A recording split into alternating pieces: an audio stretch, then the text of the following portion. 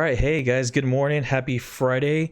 My name's Isaiah. This is Josh, Devin, Ben. This is episode 3 of the podcast. We are actually pre-recording today's message because I'm actually out of town celebrating my anniversary.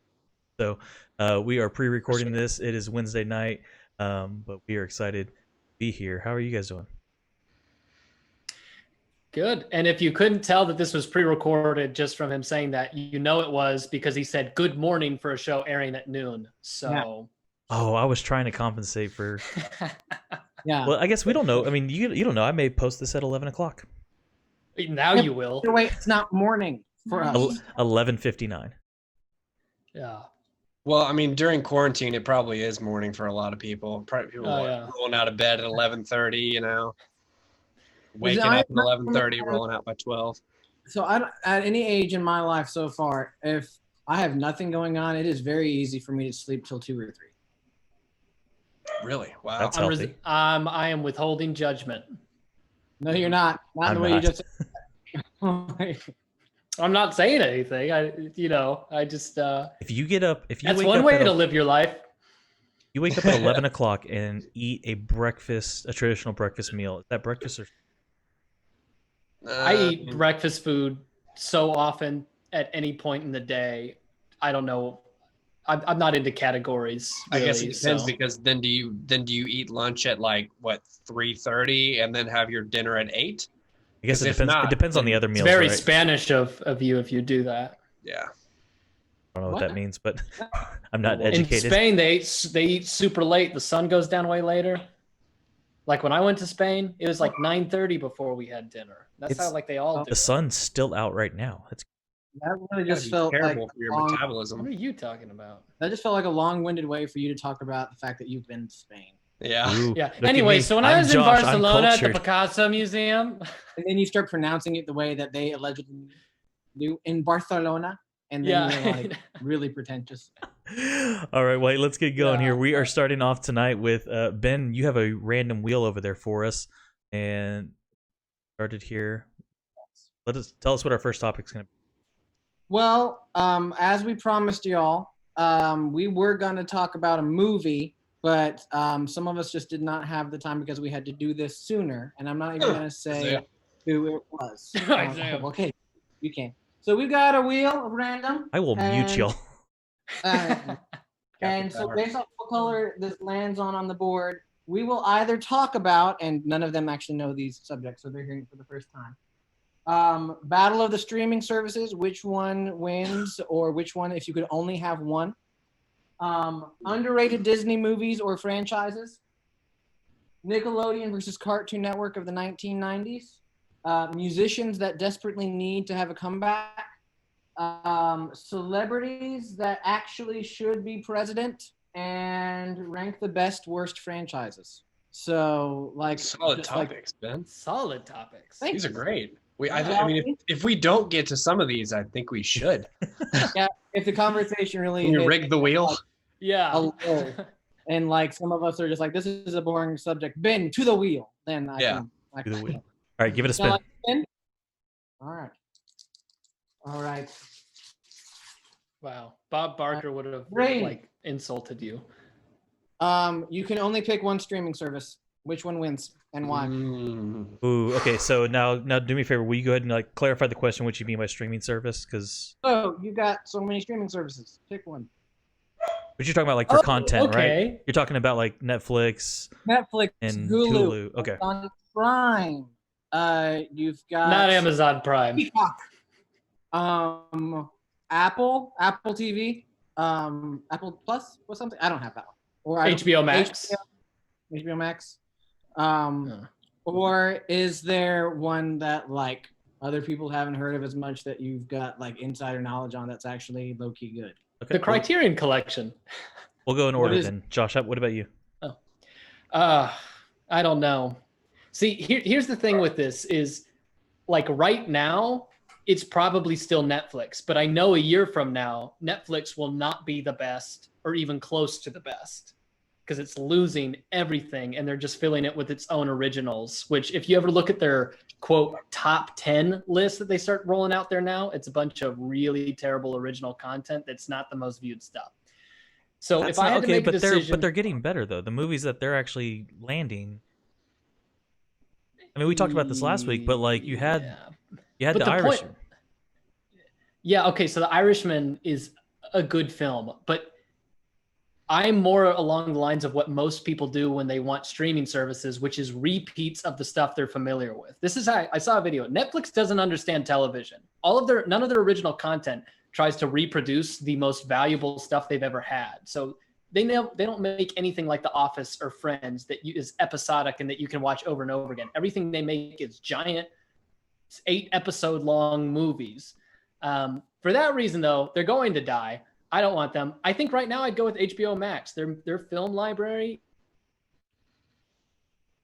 Oh, froze. Ooh, Netflix heard you. Netflix We heard eventually you. do. Oh wait, hold Yeah. on one second. Okay, Josh, say what you just said for a second because Netflix paused you. Oh my gosh, it's the deep state is after me with Netflix and Zuckerberg and you know them, all the team, you know, of lizard people. HBO Max is what I'd be going for. HBO Max has the best film of any film library of any streaming service already. They're adding shows all the time. Great original content. I think that's where I'd go. All right, your case has been stated. Devin, what about you? I'm gonna cheat, and I'm gonna say Disney Plus because not that Disney Plus is so good, but you get Hulu and ESPN Plus with your package. I don't think that's within the spirit of the question. But hey, that's the streaming service, and it comes with the other two. So. Technically 3 streaming services. But it comes with the other two. For now, if I remember correctly, though, it's for like a year, right? And then you pay for them. I mean, I'm paying for it now. It's like $8 for Disney Plus, or you pay $12 and you get ESPN Plus. Okay, I didn't know if the other two were thrown in for like a limited. All right. Well, if I can't do that, then it's going to be a tough choice between probably Netflix or, I mean, do I just have to go ESPN Plus if I want to watch sports? Because oh wait, are sports included in this? Yeah, I mean because that's a totally. Because dude. ESPN Plus, you get the UFC fight nights for free, and you get basketball games and like certain soccer games. I think you get football games. Also, Top Rank Boxing, which is where Terrence Crawford and Vasily Lomachenko. I know a lot of you are hardcore boxing fans, and this really relates to you.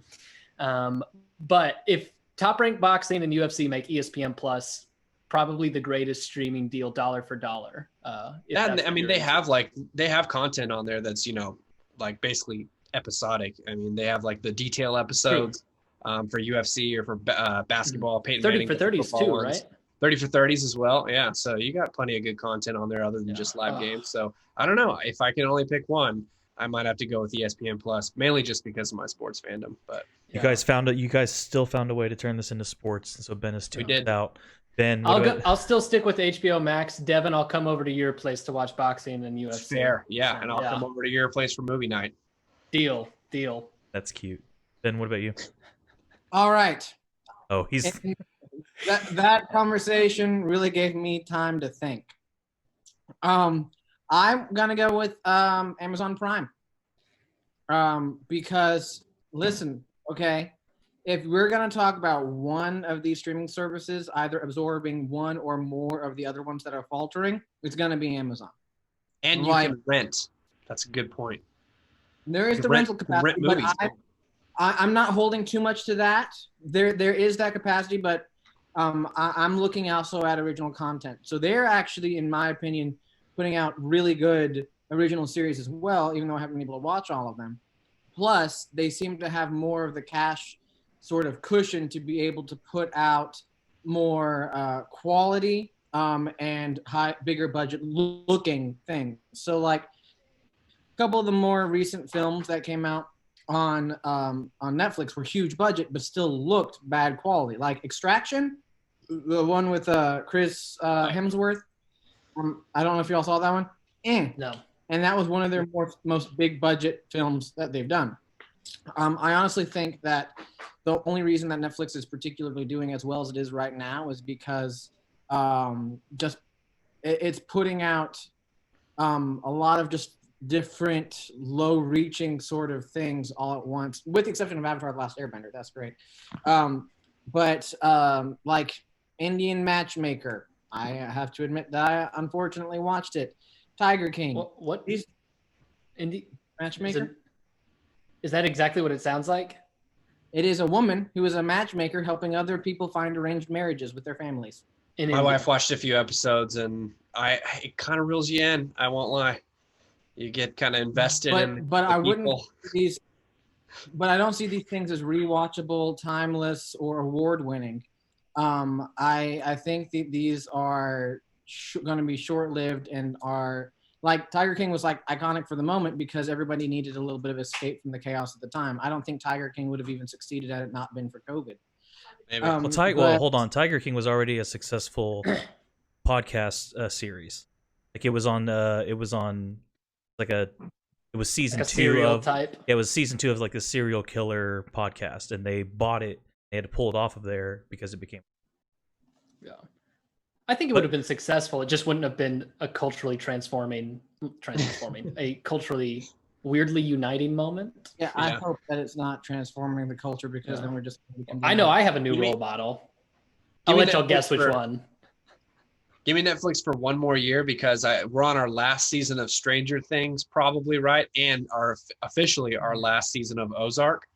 And after those two are done, as far as the Netflix original shows, I kind of not really invested in any. So, well, and that's the thing though. Like Netflix just throws so many different series out there, and so much of it seems to be garbage. And whereas so I feel like on a percentage level, the original quality content from Amazon is higher. That you're more likely to watch something from there and it actually be really good rather than from Netflix. And so I think Amazon's got more longevity. You've got the rentability aspect as well. But I think that just their original content's better. Yeah. Also, can we bring up how the original content on Netflix is the most ridiculously named stuff ever? Like I shared with you guys the thing on, if you search, anybody can do this, go to Netflix and put King in and look at all the shows and movies that come up with the red letter N.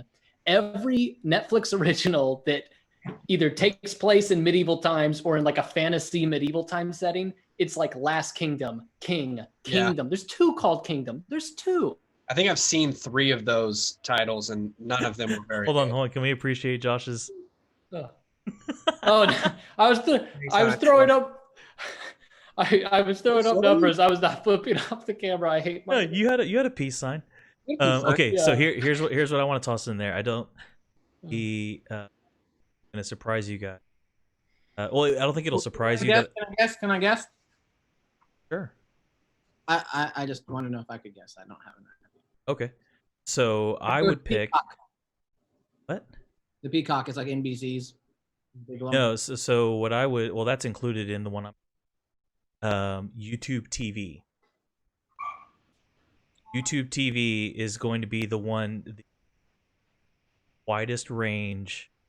Like if I have to pick one, I'm picking YouTube forever. Let me list some of the stuff that comes with as far as network television: ABC, CBS, Fox, and CNN.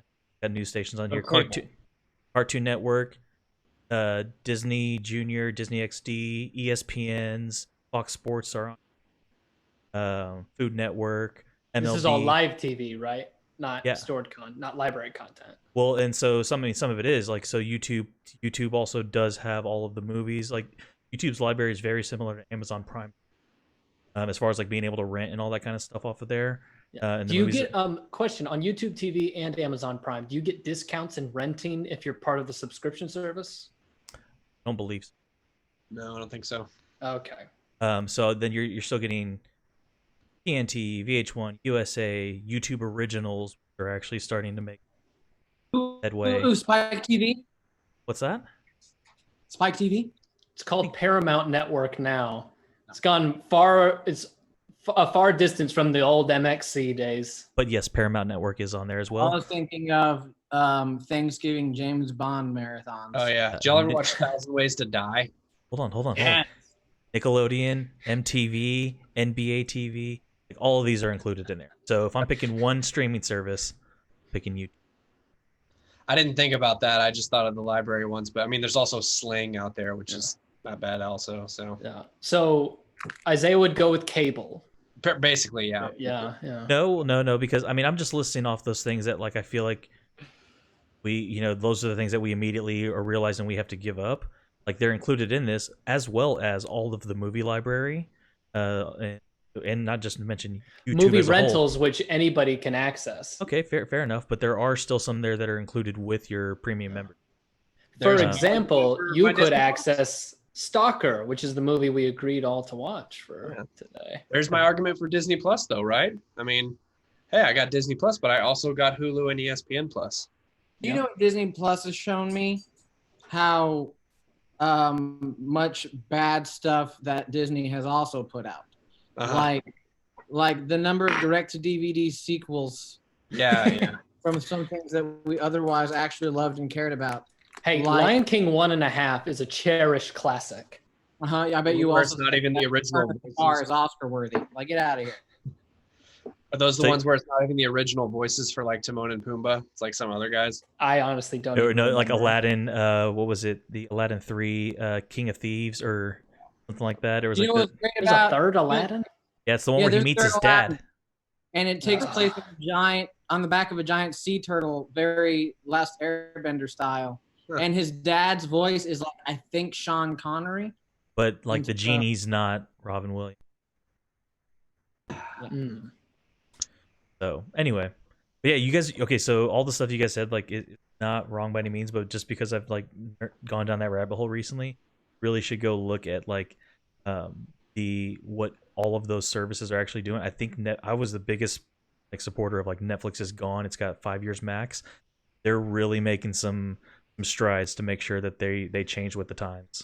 No, I think they're going to be around did- longer than you give them. No, I don't doubt that they'll be around longer, but Netflix has never been a profitable company. Really, all of these streaming services are losing money, but the difference between Netflix and companies like Disney or Amazon, or obviously Hulu's owned by Disney, even YouTube, the only source of income that Netflix has is subscriptions. Those other companies, Disney can lose money on a streaming service for decades. It doesn't matter.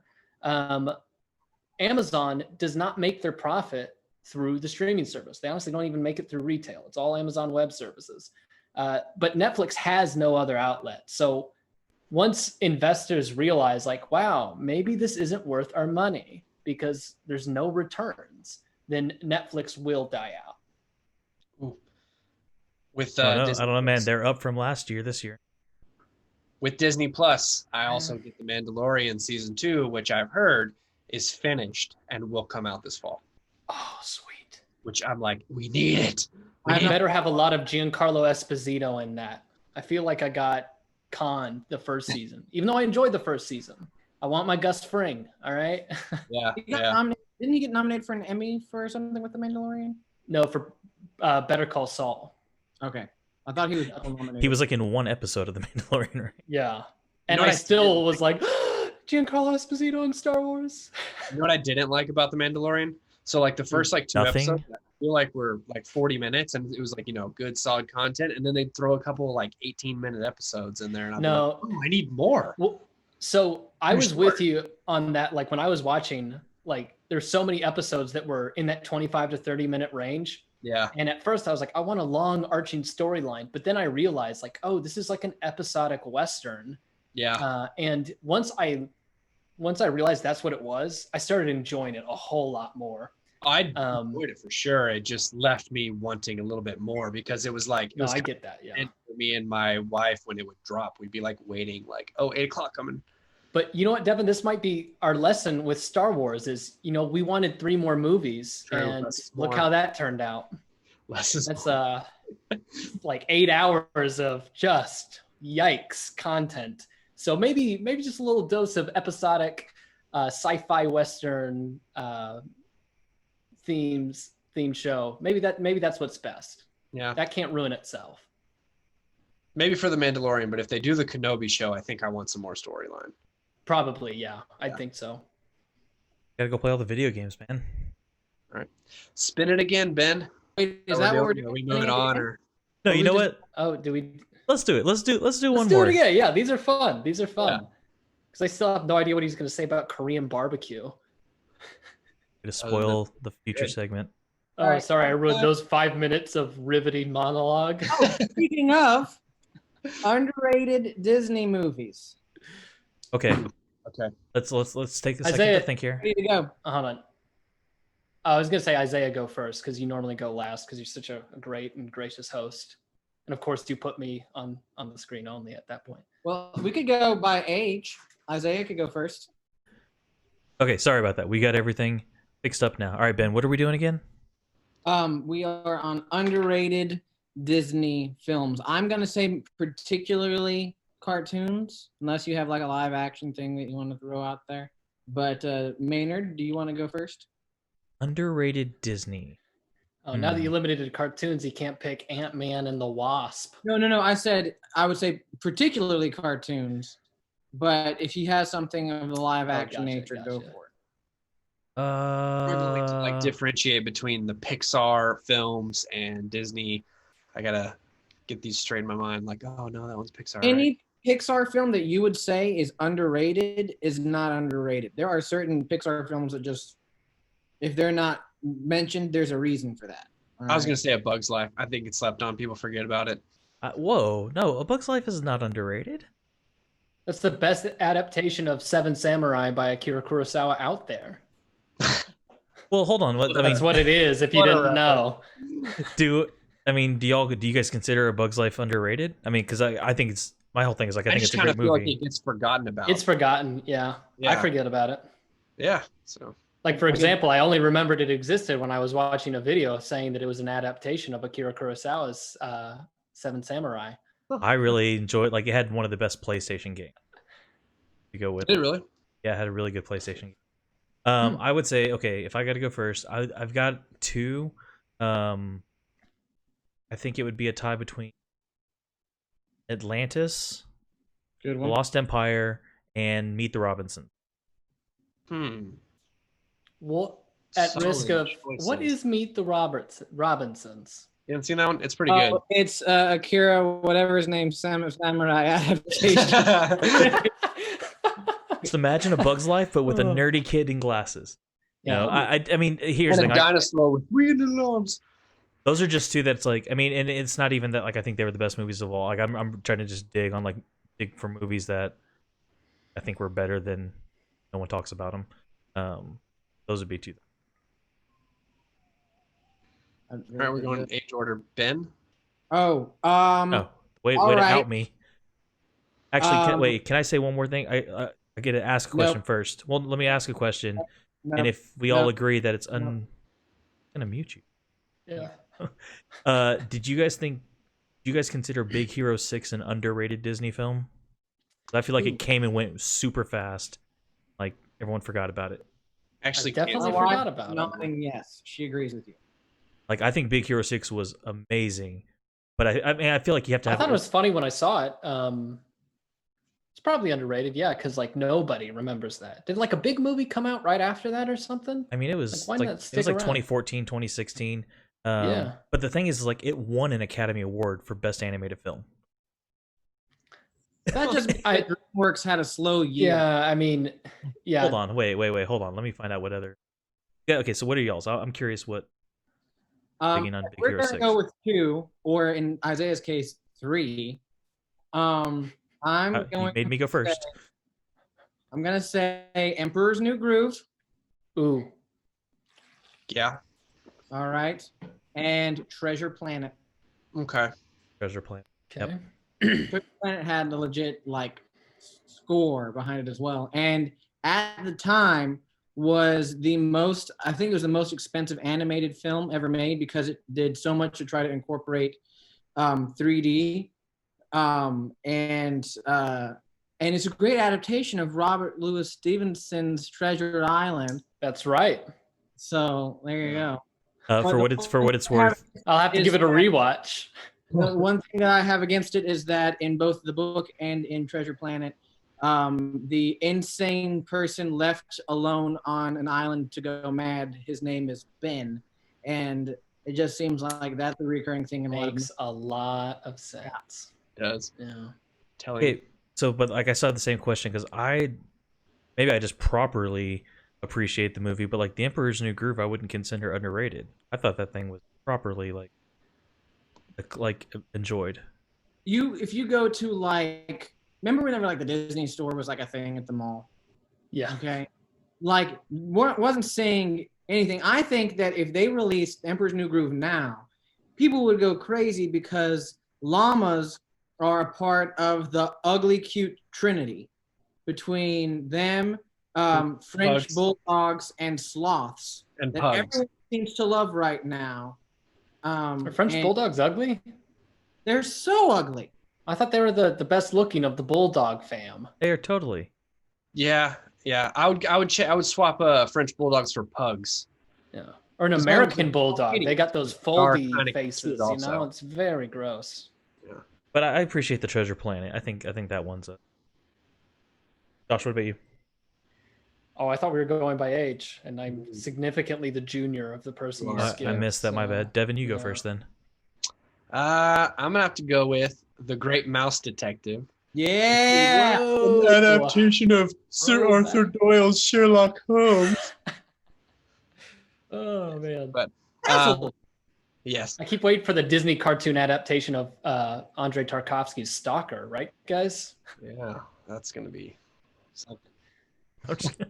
I'm gonna go with that one. Also, the bat in that movie terrified me as a child. Yeah. Yeah, with the peg leg. He's got like a wooden leg or something like that. Yeah. Oh man, I can't even hardly remember. Ratigan, was that the Ratigan was protagonist? Ratigan, yeah. he was the Moriarty of the film. Yes, he was. Yeah, that was great. I'm gonna go with that, and then I'm gonna go right back to the mouse category and go with Rescuers Down Under. I like that one. I That's don't a even solid. know that one. Love Rescuers Oh, Down Under. dude. A giant eagle. So that was movie, just that movie actually came out like right after The Little Mermaid, and so like it got just totally overshadowed. Did it really? Okay. Yeah. Those are like two of my favorites as a kid. Rescuers Down Under. I mean, and I didn't even realize this as a kid was just. It's one of those things where you made a sequel way, way, way too late, and nobody was really wanting it. But it ended up Lilo being and Stitch 2. Did Lilo and Stitch 2 come to theaters? I don't know. Because does anyone remember the original Rescuers, where they had Yeah. to like get the giant jewel out of the skull, Yeah, in the swamp. and then you had like alcoholic mice. Yeah, they were doing And- moonshine. Yeah. And Yeah. like that was Also like, a yeah, great movie. that needed a sequel like 20 plus years later.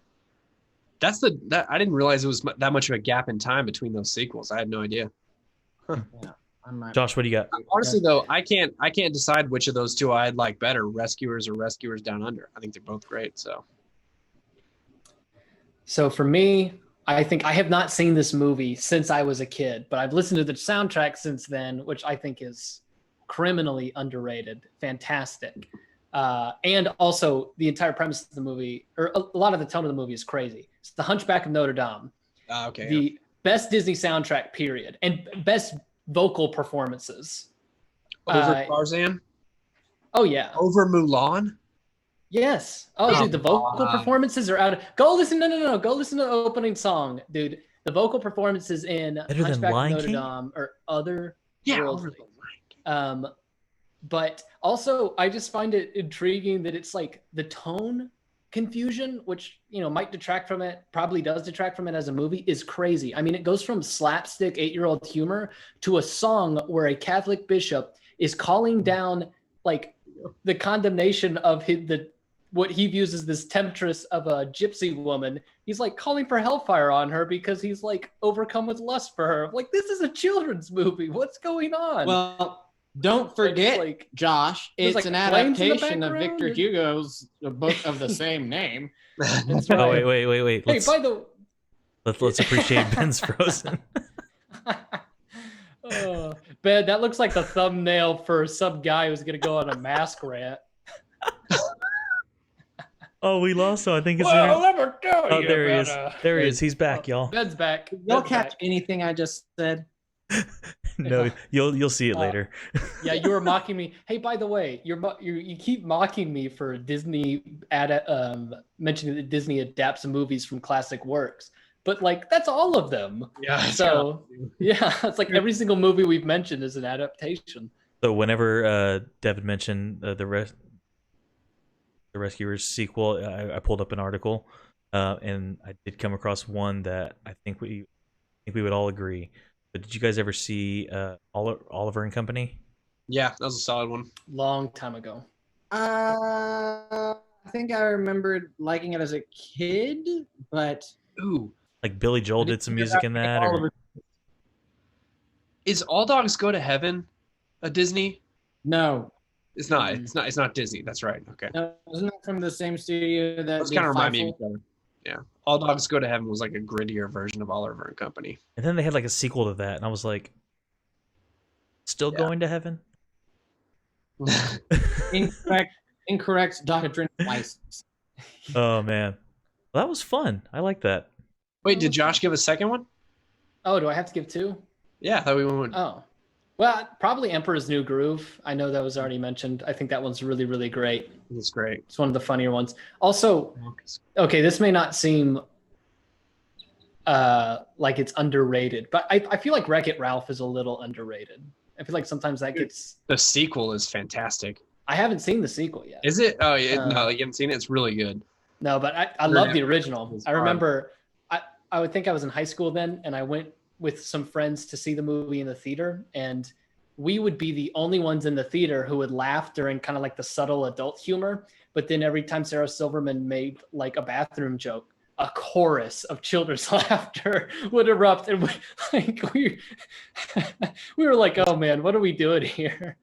The but second like, one, I feel like has more humor for our generation than even children, yeah, and it gets the depiction of the internet. Well, Like, nails it. the fact that there's a self-referential humor against like Disney princess culture that it's making an entire bit of Part I've two. seen that clip. Yeah. and the fact that like they're like, oh, you got to break out into like this big expositional song, and her song is called Slaughter Race. Like it's Yeah. great. Like Josh, go watch it tonight. Maybe. Recommend. Well, that was fun. I think we'll have to do the wheel thing a little more often. Good. We gotta Way to get go, the- Ben. Yeah. on there. Round of applause for Ben. Good job, Ben. Yay. You couldn't see my clapping. I didn't bring my amplifier enough. All right, let's talk about some COVID updates in the country, or at least in our lives, because there's a lot of things I feel like that are starting, stopping this week with COVID. What are some of the things that like stuck out to you guys? Big Ten and Pac-12 college football. We're back to sports. We're back to sports. I Okay. know. We had to hit on. Yeah. All right, Ben. See you later. Yeah. Well, I'm just saying that's a big deal. Not that those conferences actually play good football, but if the SEC or Big 12 cancel, I don't know. Well, did you Or hear the all? Sad react. Well, there was that whole like it was gaining some traction yesterday, and then like Ohio State came out and like nixed it. But they were talking about like the SEC, a bunch of like SEC was gonna like invite other schools into the SEC just to like have Big this 12 really awesome. Yeah, and like Ohio State came out and it was like, no way. I don't think they can legally do that because I think they're contractually obligated by their TV deals with the Big Ten network. Well, no, that was what Ohio State. Well- That's what they came out and said. Like the Big Ten or whatever was like, fine, you guys can do that, but like then you don't get any of the money. Like what they were saying, what was mounting up was this story that like the SEC was pretty much going to like this was going to be the end of the NCAA. They were pretty much just going to walk away, start their own thing, and invite these other schools. Mm-hmm. Well, the SEC's were the only real footballs played anyway. So, and I'm not even an SEC homer. I'm just saying. So about the football, like, do you guys think like a lot of the schools? So out here in Stephenville, like Tarleton, which this is big. This is supposed to be a big year for us. I mean, it is going to be a big year because this is the first year going Division I. But like they made the announcement 2 days ago now, on Monday or Tuesday, I forget, about postponing till the spring, and that's what a lot of the other colleges like.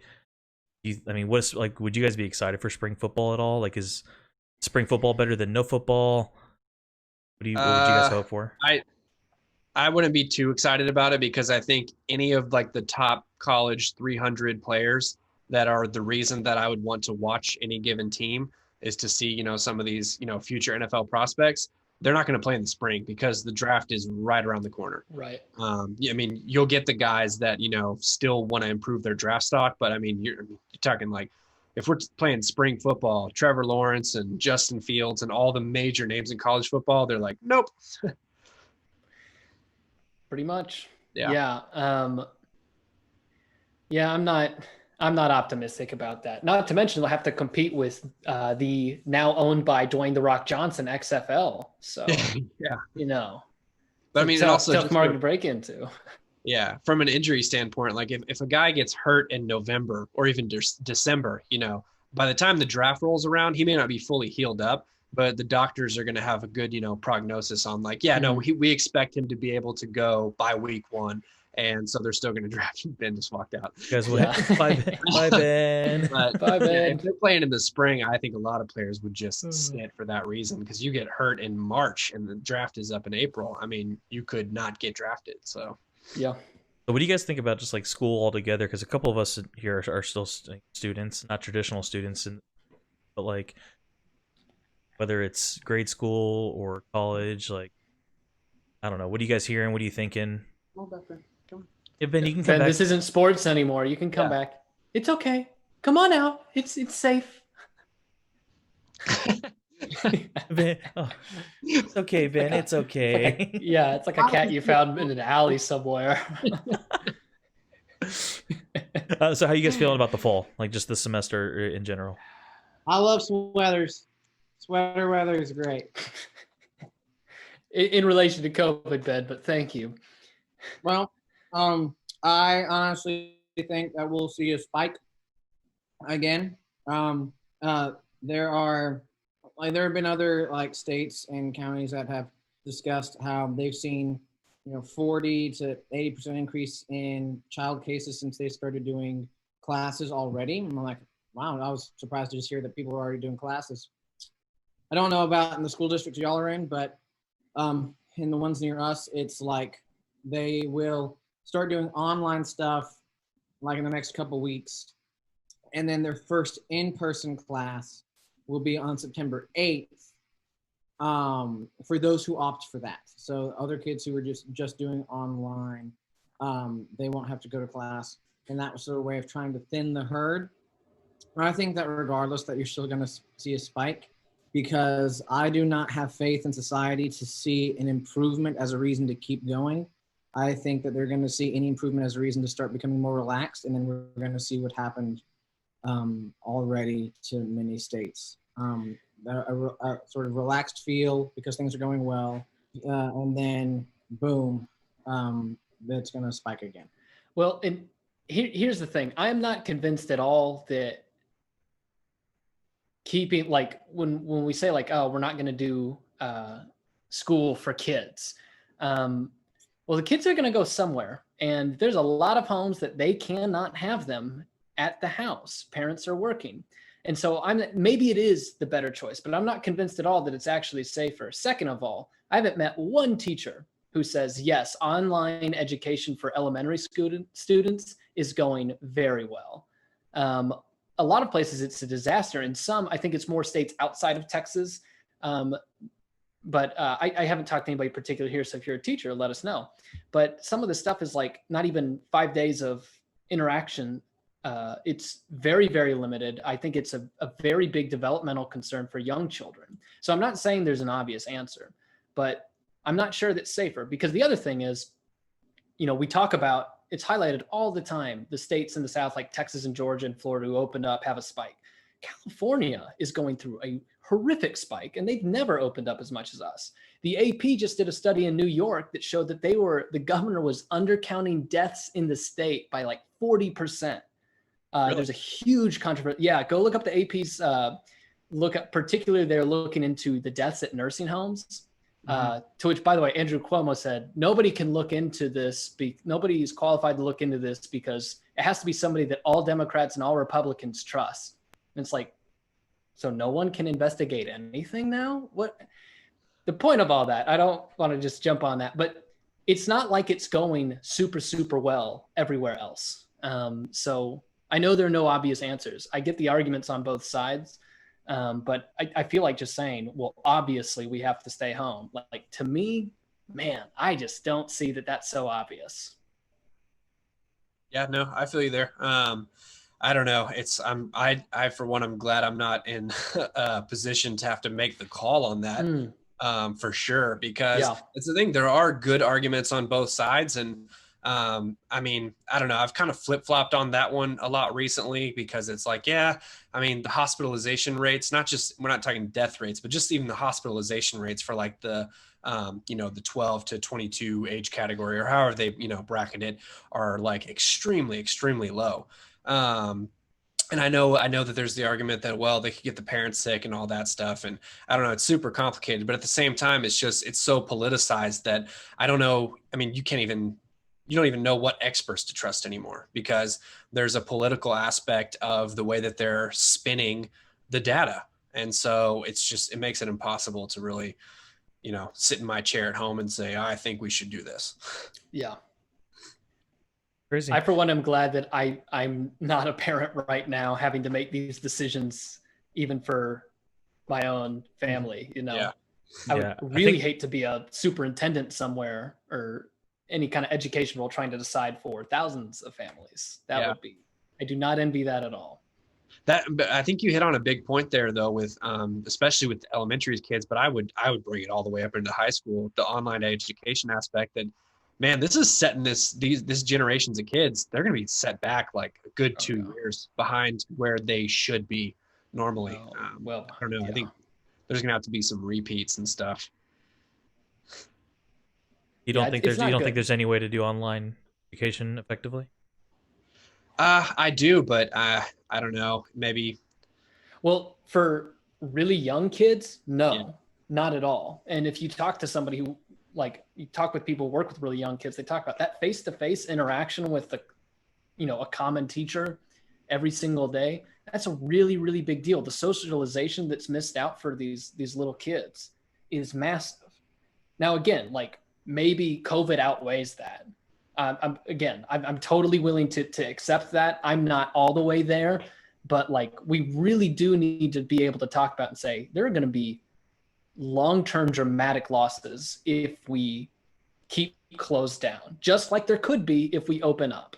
But saying that the problem with these discussions is that you can only say one or the other. Nobody allows you to say like, hey, risk either way. But that's what the truth is, because the world is a lot harder than we want it to be. I think because for me, at least in the teachers that I know and I've talked to, like, I mean, it's a lose-lose situation for them because, like, it sounds like a lot of the school districts and stuff like that are, like, I mean, I think we've seen this a lot. I mean, nobody wants to make the decision, right? Because the second you make the decision, you're either right or wrong and have to suffer the consequences for it. But, like, this delayed start approach that a lot of school districts have taken, like it's like you're almost just moving the goalpost, or delaying the inevitable there. Because like, I would agree just that in person. Because every teacher I talk to says that they prefer in person, but they also don't know how they're going to do it without there being and so it's like you inevitably start this off, and like so these hybrid models, but their whole thing, like I didn't suggest, like one of the things that I was talking with some friends about, like why not just call the fall semester altogether? Hey, we've got to figure out the online thing. Set everybody back. Well, and then like essentially make a promise, that like, hey, we'll figure it out by spring, but we have to have the whole semester. Look, the online thing, if it's not figured out by now, like I don't think the problem is just figuring out. Because first of all, if it's not figured out by now, it's not going to. No, but that's not true though, because there hasn't been proper resourcing and training to do it effectively. Everyone's just been telling all these teachers, get on Zoom, figure it out. Like talking to these teachers, there's no training, little to no training. They're having to create their own content and then juggle in-person and online curriculum. But if you want to get to the point where you can find the most effective elementary school online education, this is far more than, let's take 3 more months. This is a complete transformation of the model. It's nothing like putting a university class online. That transition's much easier. But I just think when it comes to elementary school, it's just like, look, this is a really crappy Band-Aid at best. And yeah, we can make it marginally better, but is it worth not doing school for 3 months? I don't know. I feel like even if they're not going to last longer than 3 weeks without having to shut back down. Well, I'm saying like with the online stuff, like even if you do online hybrid or whatever, like you got to do something. I feel like the only way to really do it effectively online would almost be in the format of like a personal tutor, which would mean that you need a lot more teachers because each teacher is probably only capable of handling, 5 to 10 students that they meet with, individually or just, yeah, really small classroom settings. But then for the younger kids, you have to factor in that that first year of kindergarten and first grade are so vital to the development of their social skills. And they're not going to get that from online schooling, even if the online schooling's really good. So, Then you got Yeah. any other thoughts on it? There's one thing that I've been thinking about since there's kind of been a lot of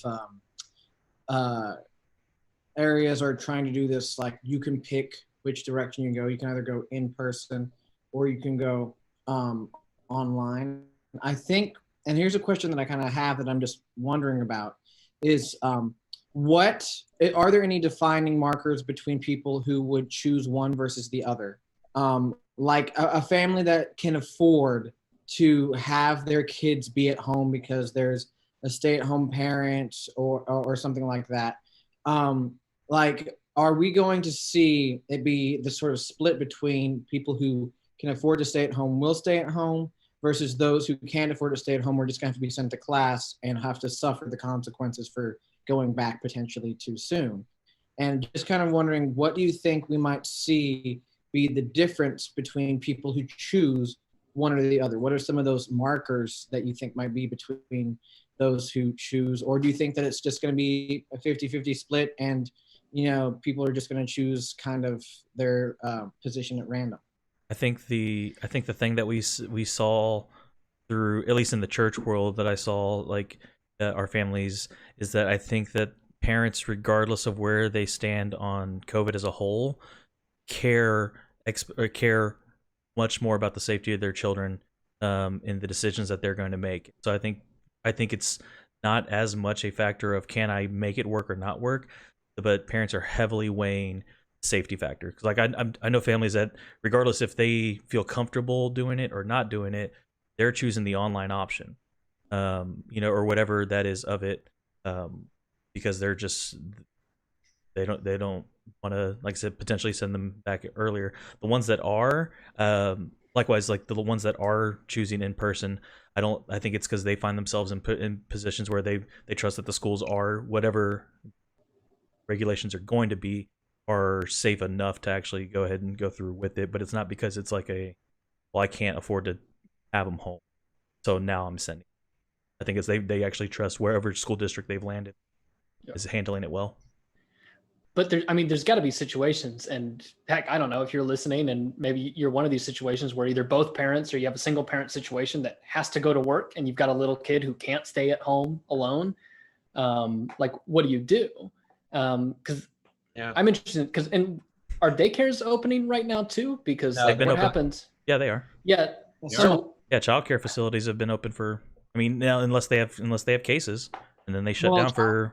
right. So, but like, what happens when like our childcare facility is going to fill up during the school time, and then all of a sudden you just have a new congregation of kids? Like, I don't know. Like parents, if you're in this situation, like I legitimately want to know. I don't have kids, so I'm not having to think through these things, but not every family can afford to have the kid just stay home.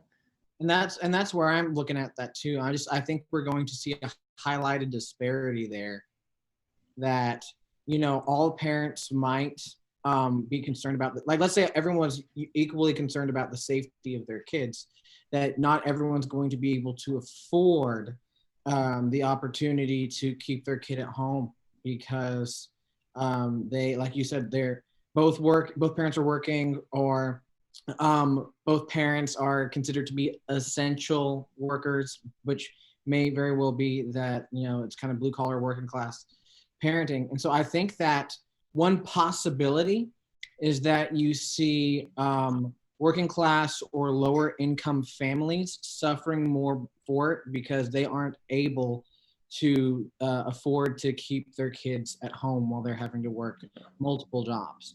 So I think that you're going to, there was already reports that you're seeing that, urban minority communities are being hit the hardest by this. And so I think that in places where they're kind of given this option, that we might see an inequality in people who are being impacted by this. That it seems like that those who don't suffer from this might just be the people who can afford to avoid it. Yeah.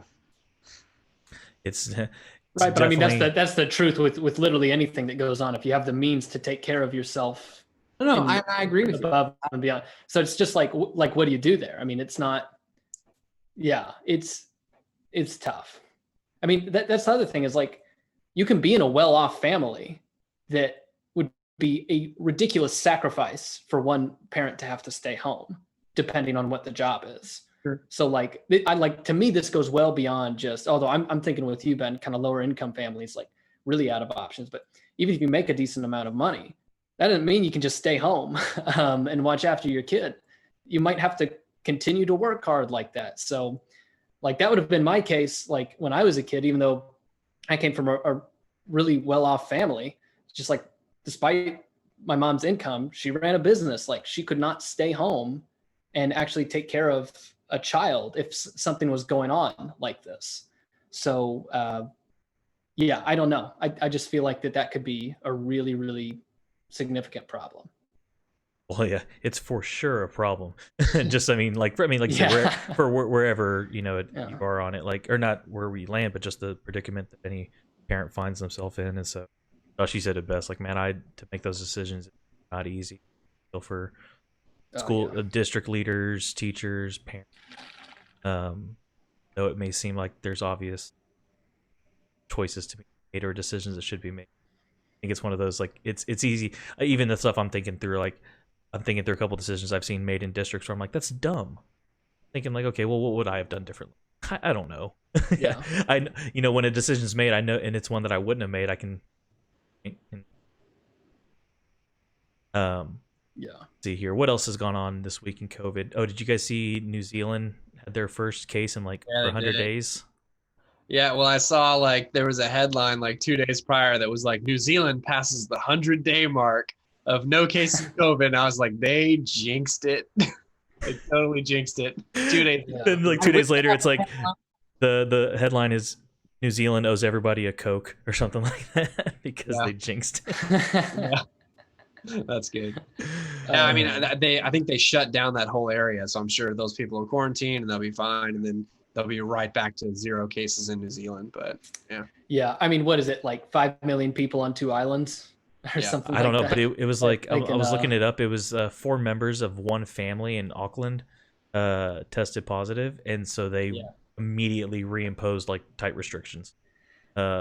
See, that's wild to me. Like, are we gonna keep? Because like, I mean, think about this. Are we gonna do this forever? Like every time 2 people get it, when we think we're past it, we're gonna restart everything again. Like, I mean, that would be. That could literally go on forever. There will always be someone with coronavirus. Oh, I'm convinced that down the road, coronavirus is going to sort of take on this flu season type of mentality. Come to CVS and get your COVID shot. And that's probably going to be the reality. But up until that point, that it would probably be things like this. So until there's a vaccine and then the encouragement or mandate to get said vaccine, that this is going to be the case. Yeah. What I'm interested to see is when states start saying, all right, all your kids got to get their COVID shot. Oh, yeah. To go to school. Yeah. Because for other certain things, parents who might be against vaccines can sign a waiver saying, no, we're not going to do that. And in places like Texas, you'll find schools that will actually kind of work with the parents on that and let their kids still go. I'm not seeing that level of compliance or that level of flexibility happen with COVID. And so that's going to be a crazy sort of situation to see whenever people are going to tell their kids, they're going to be like, no, I don't want my kids to have a vaccine for that thing that just halted us for like a year or 2. Yeah. Let me ask you guys a question, because I mean I agree with that. I think you'll see essentially some form of requirement in government funded schools to have a shot, and then parents deciding not to, and then they've got to figure out, like, do you guys anticipate a rise in, like, a lasting rise in things like homeschool? I mean, yeah, if especially if that's the case with a mandatory COVID shot, because I'm by no means an anti-vaxxer. I'm all for vaccinations, but at the same time, I'm also very cautious of things that are new, like self-driving cars. I'm Oh, gonna wait a couple of years till they nope. work out all the kinks I and am stuff like first in line for a self driving car. yeah, but I mean, Yeah. yeah, I don't know. I'm gonna keep my eyes on the road though. Let me call that. You'll be First couple waiting well past 2030. I'm just gonna And throw so, I mean, until we, you get 5 years into the vaccine and you're like, okay, it's good, but who knows? You could get 5 years into the vaccine and figure out like, oh crap, it's causing pituitary cancer or something like that. But here's the thing: a lot of people aren't going to be able to afford to let everyone else be their guinea pig. Like, they got to get their kids back to school. They can't up and homeschool right now, but they're deeply conflicted because they also are wanting to be in your boat of letting everyone else kind of do that for a little bit. Well, this And is then how at the I Am same Legend time- happens. All right. I'll be the guinea That lady pig. I'll thought be she the cured first. cancer. I'll be the first in It'll be a line. tough call. I mean, hey, I'll be the guinea pig as far as a parent, because in 5 years we'll probably still be dealing with some.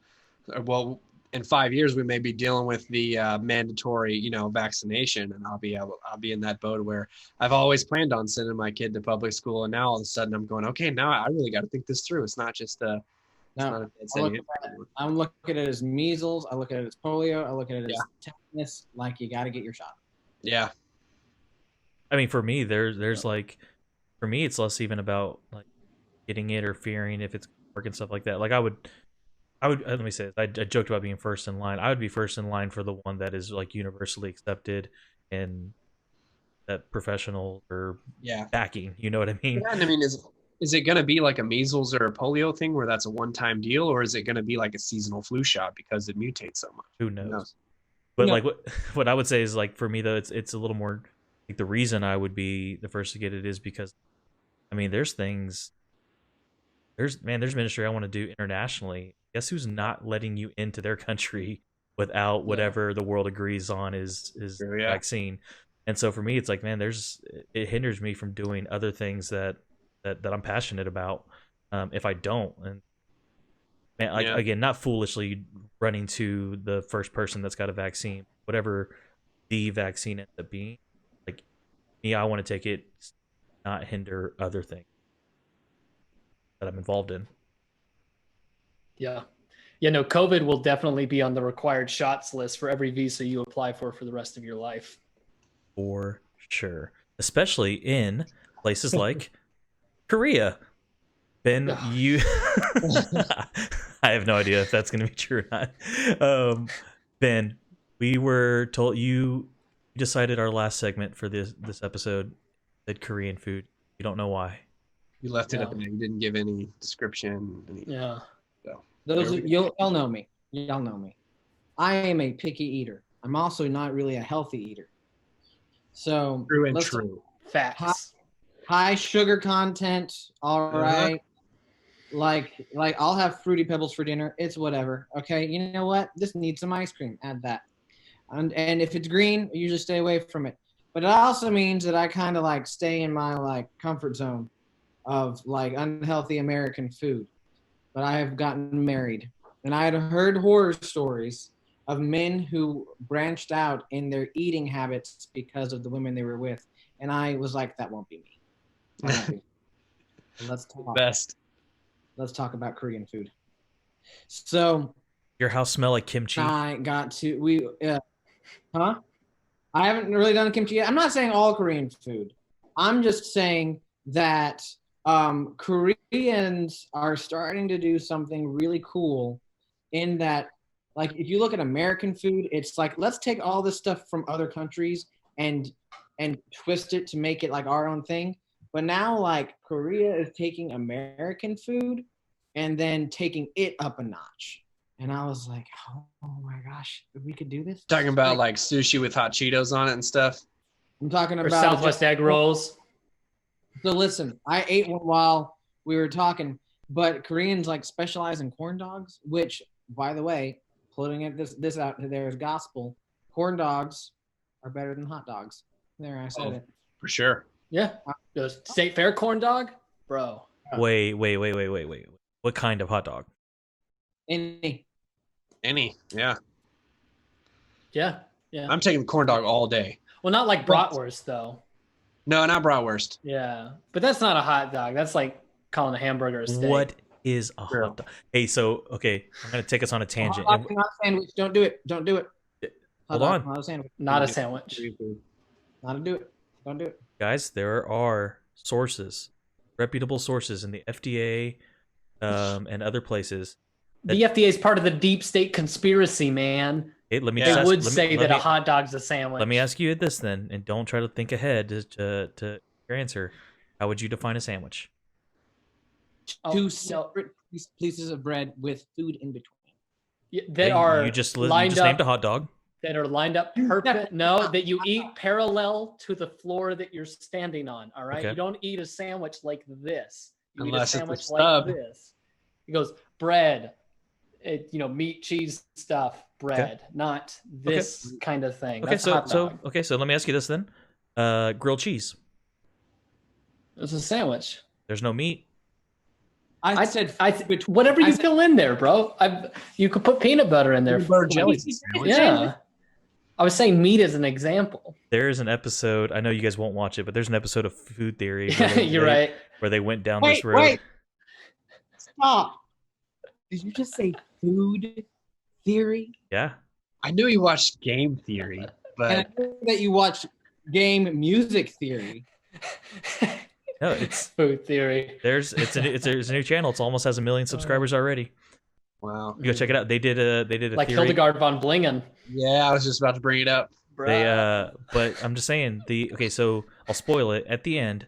No, a hot dog is not a sandwich. However, Tell me what I already know. Why would I even watch this channel? Yeah. all I'm saying is you need to watch it so you can defend it, because you'll find yourself in an argument, someone will know their stuff and make you Will look silly. I? I never thought that I would get Will into I, a though? philosophical argument about what makes a sandwich and Yeah. is not a sandwich, but So, Yeah, so, what so is hey, this hypothetical argument? Does somebody roll out? I have a BA in how about- sandwichology how about a from the University of Science or whatever. about I'm like, a oh l- no, I've been trumped. how about a legal argument that actually happened, where a Chipotle that had a Panera, whatever it was, that had a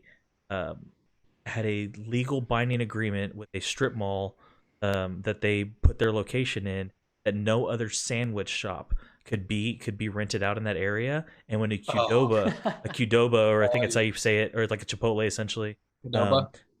tried to. I know what you're talking about, They yeah. sued them and almost won to not let them get there, but they had to go back and they had to define what a sandwich was, because they were claiming that the burritos, based on definitions of sandwiches that had existed at the time, would have been considered sandwiches. And okay, so, time out. This is super relevant today.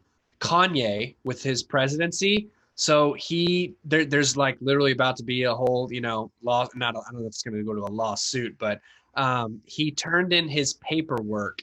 So they said that his documentation for running for presidency had to be turned in by 5 p.m. or they said like no later than 5 p.m. He turned it in at 5 p.m. and 14 seconds. And the state of Wisconsin is saying, no, that's late. You missed the deadline. And now Kanye's lawyers are in this whole thing of, is 5 o'clock and 1 second late, or do you have all the way up to 5:01? I No. say you have all the way up to 5:01. That's kind of like, are we going on 3 or are we going on go? no. It's so. When We're do gonna- you say Happy New Year? When Yeah, it no, turns all these out. arguments have gotten brought up with this, Yeah. with this No, situation. so think about it this way: if you started at 0 and counted into a minute, the 1 minute is the time that finished. And so Yeah, when so- you getting to 5 p.m., you're late.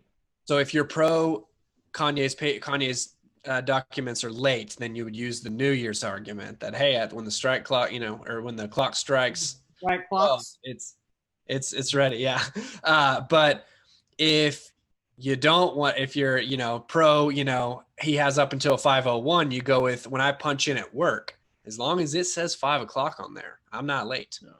But you are though. For I mean, you may not be. You may for not my be late. classes online, turning something in at 5 o'clock in 5 seconds, if that's the deadline, that's late, which has made me very Yeah, I've turned like agitated things. before. Things lock at the midnight minute. Yeah. Mhm. And I Because it's have turned completed the that paper at 50. like- You've completed the 59th minute at the hour mark.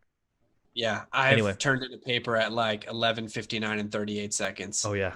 I didn't even finish the conclusion of the paper, but I Actually, you would have completed the 60th minute at the hour mark. Oh, you are right. Come on. Right. Yeah, an hour Yeah. has 60 minutes. Yeah, Yeah, yeah. Anyway, yeah. Like like the TV says. The world of lawyers, though, the things that they can argue about. Hey, way to make Everybody's fun of down. somebody that was agreeing with you, Josh. I know. Hey, so I'm broken as a person. so Oh, Korean Korean. food. Korean food. Korean food. Yeah. Good. I thought we were going to leave that as a cliffhanger for next time. Korean corn No. dogs. Ben, tell us about your All right. newfound love for Korean food. Anna and I got to go to 2 Korean like hubs, one in Louisville and then Hubs? one in Erica. So like, well, we actually went to a Korean like hub and we went to a Korean pub. And so where I had some good bulgogi. Bulgogi, Beef? yeah, man. What is it? Yeah. But we went to a couple of Korean supermarkets and they had there was a place that specialized in Korean style corn dogs, and so I had a corn dog that was covered in fried potato pieces, and then I had a hot chili sauce and hot Cheeto dust on top of it. It was also stuffed with mozzarella. Hmm. It was so good. I like how How Ben's version of trying new foreign foods was covered in Cheeto dust. Yeah. But what I'm saying is That's it. there's something that is American about a corn dog, and then Korea said, "All right, let's try to make this even better." And I think that they're doing it. And slightly more American with the addition of somehow the like Cheeto. you did this really- Yeah. and making it worse, you somehow made it more American. Yes, that's true. But I've got some like snacks here. Well, this is what is this? Tea, brown rice green tea. There's a thing. That's good. I like that. And who knew that I would be into seaweed? That's a thing. You ate that earlier. I was like, Dude. he's eating seaweed. Yeah. Isaiah, what's that burger place in Euless? Is it Chop House? Yeah. Yeah, On dude. Glade. The ahi tuna burger there, they have like a tuna steak, and it's not Oh, like dude, that it's sounds not your canned amazing. tuna. It's a tuna steak, and it's nice and pink, and they sear it on both sides, and they put that seaweed on there with some wasabi, and it's incredible. Their Oh my sweets gosh, I'm are so all- hungry. So they've got these like little like custard desserts. This one is like just a cream. So it's a cream- Twinkie. Yeah, it's a Twinkie. No, it's lighter than a Twinkie. So Has less Ben preservatives. likes Cheetos and Twinkies, and color. that's how he gets into Korean food. It's like I'm not done. Is that a honey bun? No, it's another one of these things. It's got berries and strawberries. It's a macaroon. So while Ben Yeah. is eating his Korean snacks, I say since Ben made a whole segment out of Korean food, I think next time we get together, Ben should have to eat some kimchi on air. Fine. I think his wife. Sure. just Can we said- use smell? Can we use smell-o-vision to broadcast it to Oh, our dude. audience so they get the full effect? Hey, but Yeah. it can't be that like level 1 kimchi stuff. You got to go. Yeah. Got to go Dude, big, bro. I had a Korean roommate in college, and every time he opened his refrigerator, man, oh my gosh, our room stank of death. Dude, it smells like Oh, death. dude, it's. I actually tried it. And it's It's- actually really good. Oh, it's amazing. I've heard that, but Not it's. gonna lie, yeah. It Either smells way- so terrible. Dude, it smells like somebody boiled socks and then buried them. Well, Yeah, I mean, with a dead rat. Dead rat. It, and then dug it them up. definitely has a death stank on it. You know, the death stank. It's got a little it's ammonia there. kick to it, and it's fermented, and yeah. Oh I like yeah. how you're trying to psych me out, but I'm gonna try it. Either way, what I'm trying to get out of this is if I am super picky about what I eat, and yet Korean food has inspired me to branch out and try other foods that I normally would not, then Korean food must be that good if it changes that much of my perspective. Has it though? Because I don't feel like it was traditional Korean food. You ate a corn Yeah. dog with Cheetos, and then you ate some. He's gonna walk in with kimchi with Sour Patch Kids in Okay, it. I'll give you the seaweed thing. That's the most I had Yeah. diverse thing you've eaten. But Yeah, and I mean, really, eating seaweed is just like eating edible gum wrappers or something. yeah, we also went to restaurant, and in that adventure, I was like, okay, that's cool. I've done Korean barbecue is also good, but that's just like Korean barbecue is very good. yeah, like who's gonna complain about that? Yeah. But no, I got to go to a Korean pub, and I had a great experience with the food I got, and then even with what Anna got and trying her stuff. And I'm not saying that all Korean food is good. I'm simply saying that as I've been trying it, it just makes me want to try more of it as I keep trying it. Well, that's And good. if you know me, then trying things that's just not a thing. Yeah. How about another round of applause for Ben? Getting out there. Yeah. That's all I wanted. Josh did Yeah. not clap. He did.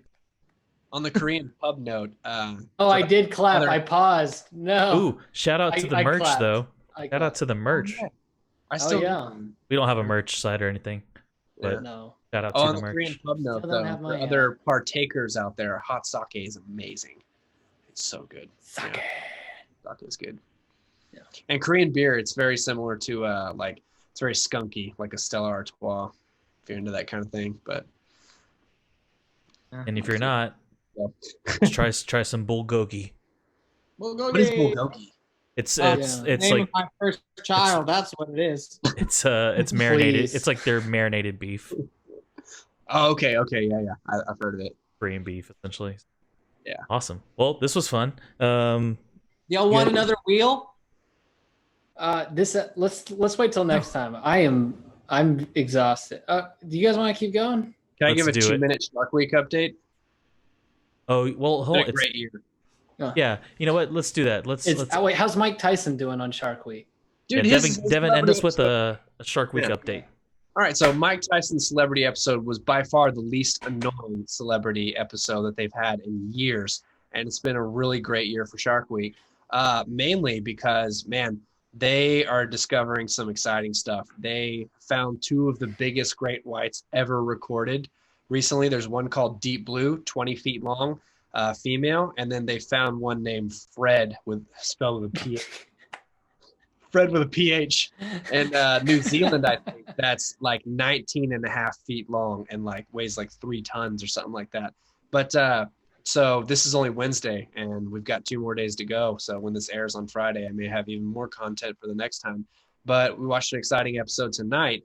There's a new species of hammerhead shark in Florida, in the Florida Keys, that's genetically different from all the other hammerheads in the world. And the average like hammerhead, like at the longest, they're like 12 feet long, and they found one that's 18 feet long in the Florida Keys. This thing is a monster. So it's kind of exciting. Like I guess after the Jaws scares and stuff way back in the day, there was a lot of sharks got killed, and so a lot of the big great whites and hammerheads disappeared for a long time, and now they're making a comeback. I think it's really exciting. So was Mike Tyson all like, man, these sharks are really big, man. You know, I punched some of them, but they're going to try and bite me. No, but did he do any of that? To kill everybody on board if he got bit. He basically, in his Mike Tyson way, he said, if I get bit, I'm coming up here and I'm effing all you guys up. Which is great, yeah. But tonight they had like an episode with Adam Devine on and the cast of, what was that show, Workaholics on, which I actually thought that show was pretty decent back in the day, but it was one of the most annoying episodes ever. Like at one point so all the celebrity episodes except the Mike Tyson one are the same thing. They're like, hey, let's take them, let's put them in a shark cage or put them at the bottom of the seafloor, and we'll get a bunch of reef sharks to come around, which is, I guess, what you do on any dive if you go to like, you know, the Bahamas or whatever. And every commercial break will make it seem like they're about to get bit. And then we'll come back from commercial break and, oh, no, they didn't get bit.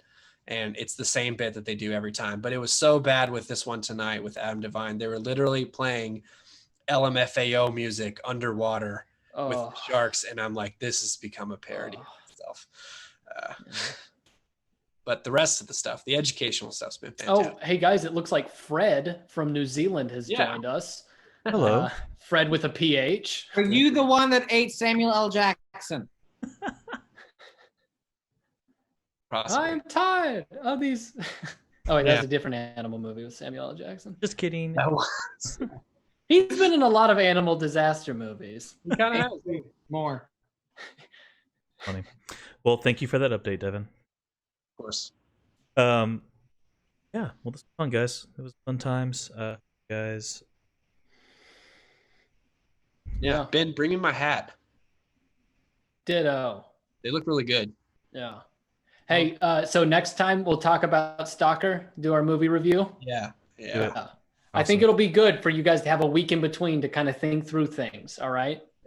So if anybody else wants to watch Stalker, rent it on YouTube or something. And then Yeah, join us. everybody, Yeah. totally. I highly recommend that you It's guys a good time, you know. Yeah. very good time. Wow. All right, Josh, do a I don't- tell everybody goodbye. Or sign off, Josh. Oh yeah. All right. Bye everyone. Join us next week or don't. We don't care. Just do what you want. It's your life.